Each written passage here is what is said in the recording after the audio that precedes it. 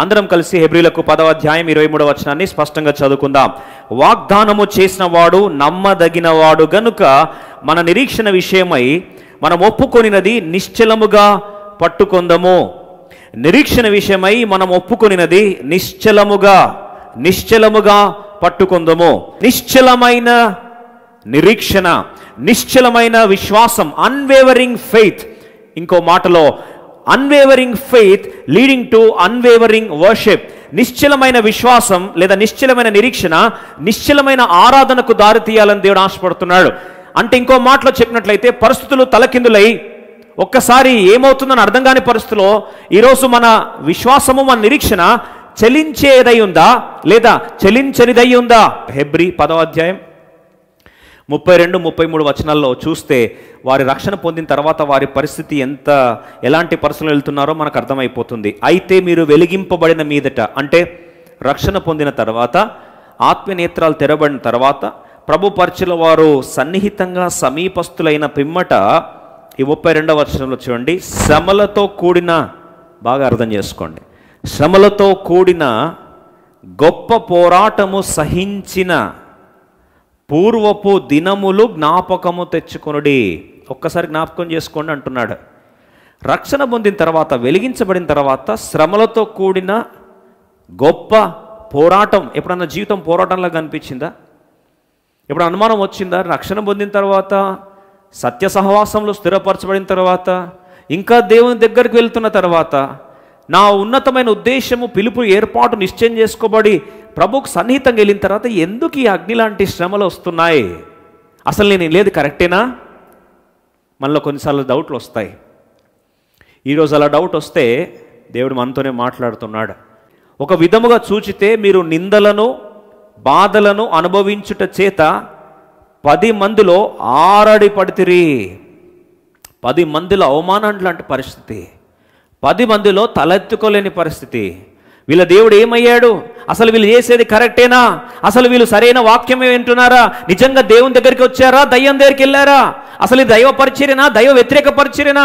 అసలు పిలుపులో ఉన్నారా, పిలుపులో లేరా? వీళ్ళు చేసేది కరెక్టా లేదా దేవుడు వారి మీద పగ సాధిస్తున్నాడా అని ఎందరో నిందలు వేస్తూ 10 మంది మధ్యలో ఆరడపడితిరి. హెబ్రీ పత్రిక 2వ అధ్యాయం 10వ వచనం అందరం కలిసి చదువుకుందాం. ఎవని నిమిత్తము సమస్తమును ఉన్నవో, ఎవని వలన సమస్తము కలుగుచున్నవో ఆయన అనేకులైన కుమారులను, బాగా గమనించండి, ఆయన కుమారులను మహిమకు తెచ్చుచుండగా.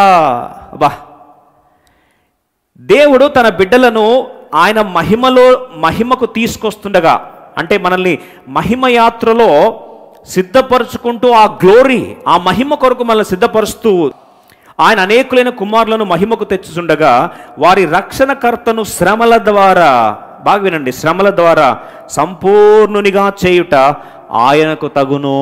ఆ మాట జ్ఞాపకం చేస్తూ పౌలు భక్తుడు అంటాడు, ఆలోచించయ్యా, ఉన్నతమైన పిలుపు, ఉన్నతమైన శ్రమలు, ఉన్నతమైన హెచ్చింపు, మహిమకు ఉన్నతమైన అగ్ని లాంటి పరీక్షలు, అల్టిమేట్గా విశ్వాసమును ఏదైతే దేవుడు ఒప్పుకున్నామో దాన్ని నిశ్చలంగా పట్టుకుందాం. అలా పట్టుకున్నట్లయితే 3వ అధ్యాయం 6వ వచనం చూడండి ఎంత బాగా రాస్తుంది. అయితే క్రీస్తు కుమారుడై ఉండి ఆయన ఇంటి మీద నమ్మకంగా ఉన్నాడు, ధైర్యంగా నిరీక్షణ వలన ఉత్సాహముతో తుదముట్టుకు స్థిరముగా చేపట్టినలా మనమే ఆయన ఇల్లు. ఎందుకొరకు ఈరోజు నీ విశ్వాసం చల్లారుతుంది? ఎందుకొరకు నీ నిరీక్షణ రాజీ పడుతున్నావు? ఎందుకొరకు దేవునికి దగ్గర అవ్వాల్సిన వాడు దూరం ఎందుకు అవుతున్నావు? పరిస్థితులు వచ్చేసరికి ఎందుకు ఆత్మీయంగా చల్లారిపోతున్నావు? దేవుని ప్రత్యక్షత, పిలుపు, ఏర్పాటు నుండి ఎందుకు రాలిపోతున్నావు? కారణం ఏంటి తెలుసా?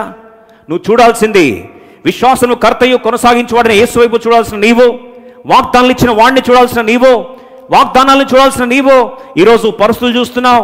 You are looking at the situations instead of the promise. చాలాసార్లు వచ్చిన విషాదం ఏంటంటే విశ్వాసమునకు కర్తయు కొనసాగించే దేవుణ్ణి, వాగ్దానము చేసిన దేవుడు నమ్మదగిన వాడు అని అర్థం చేసుకోకపోతే వాగ్దానాల మీద విశ్వాసం మనకు ఉండదండి. ఎందుకు తెలుసా? పరిస్థితులు ఎప్పుడు కూడా వాగ్దానాలకు భిన్నంగా ఉంటాయి. దేవుడు వాగ్దానం ఇస్తే మొదటిగా జరిగేది, అంతం వరకు జరిగేది వాగ్దాన విరుద్ధమైన పరిస్థితులే. మీరు కావాలని చూడండి, బైబిల్లో నేను నిన్ను అత్యధికంగా జనంలోకి అధిపతిగా నియమిస్తాను, విశ్వాస పితరునిగా చేస్తాను, ఇసుక రేణులలో దీవిస్తాను, ఆకాశ నక్షత్రాలు దమ్ముంటే లెక్క పెట్టుకుంటే అంతగా దీవిస్తానని దేవుడు వాగ్దానం చెప్తాడు. ఇక్కడ పిల్లలు మాత్రం పుట్టనే పుట్టరు, సంవత్సరాలు సంవత్సరాలు సంవత్సరాలు గొడ్రాలు అది సరిపోదన్నట్లు ఎన్నెన్నో సంవత్సరాల ఆలస్యం. పరిస్థితులు వాగ్దానానికి విరుద్ధంగా ఉంటాయి. అప్పుడే విశ్వాసానికి పరీక్ష. పరిస్థితులు అన్నీ కూడా వాగ్దానానికి అనుకూలంగా జరిగితే విశ్వాసంతో పనేంటి? వెలుచూపుతూనే పోతాం కదా. What is the role of faith if everything goes according to the promise? When situations and circumstances are in line with the promise, there is no point of execution of faith at all. పాత నిబంధనలో యాజకుడు సంవత్సరానికి ఒకసారి అతి పరిశుద్ధ స్థలానికి వెళ్ళి ప్రజలందరి పక్షంలో బలి అర్పించేవాడు. ఆయన మరణిస్తే ప్రజల పరిస్థితి అంతా కూడా గల్లంతే. కానీ ఇక్కడ మనకు నూతన నిబంధనలో మెల్కీసెదెకు యాజక క్రమము చొప్పున నిరంతరము సజీవుడైన యాజకుడు మన పక్షం ఉన్నాడు అని ఈ సత్యాన్ని గమనిస్తూ ఏమంటాడు? అందరం కలిసి హెబ్రీయుల పత్రిక 10వ అధ్యాయము 19వ వచనం అందరం కలిసి చదువుకుందాం.